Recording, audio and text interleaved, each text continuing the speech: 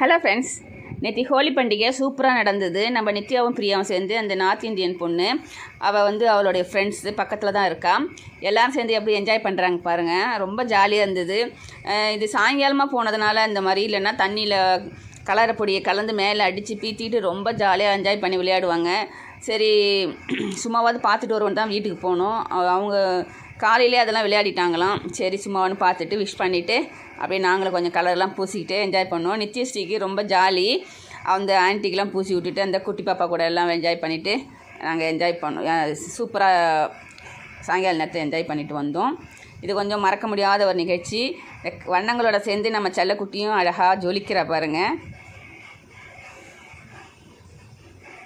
எல்லோரும் சேர்ந்து அப்படியே சூப்பராக ஒரு ஃபோட்டோ எடுத்துகிட்டு பாய் சொல்லிவிட்டு வந்துட்டோம்.